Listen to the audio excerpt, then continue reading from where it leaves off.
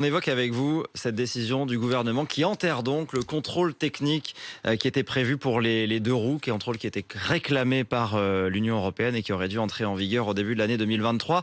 On sait que les associations de motards étaient vent debout contre ce contrôle technique. Qu'est-ce qui s'est passé pour vous? Le gouvernement a cédé à la pression des usagers, des motards?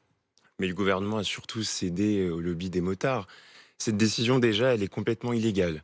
Elle est illégale avec le droit européen, elle est illégale avec la décision du Conseil d'État qui avait ordonné au gouvernement d'appliquer ce contrôle technique au 1er octobre 2022.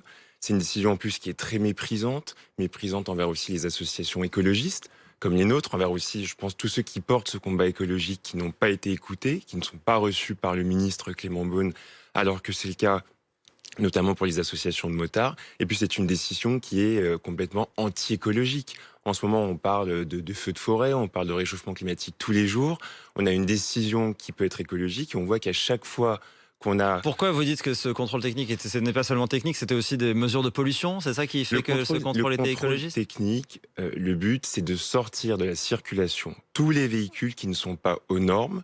Et le problème des deux roues qui ne sont pas aux normes, c'est qu'ils sont émetteurs de pollution atmosphérique, de pollution sonore, et qu'il y a une accidentalité qui est aggravée. On a un chiffre, on sait combien il y a de roues, enfin on estime combien le nombre de deux roues qui ne seraient pas aux normes et qui sont sur les routes aujourd'hui? On sait par exemple que 80% des deux roues en circulation, notamment donc des scooters et 50% des motos, ne respectent pas les normes de bruit.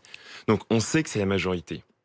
Le contrôle technique, 80% des oui, scooters et oui, oui. 50% ne respectent pas les normes. Mais du fait de leurs utilisateurs ou du fait des constructeurs Le fait, alors, les utilisateurs qui les entretiennent pas suffisamment. qui les entretiennent pas Voilà. suffisamment? En fait, le problème, c'est aujourd'hui, c'est les deux roues qui sont trafiqués. C'est ceux dont on modifie les performances pour avoir un deux roues qui est plus puissant. L'avantage du contrôle technique, c'est que ça permettait de sortir de la circulation ceux qui ne sont pas aux normes et donc de répondre à ces critères-là. En prenant cette décision, le gouvernement prend une décision qui est anti-écologique.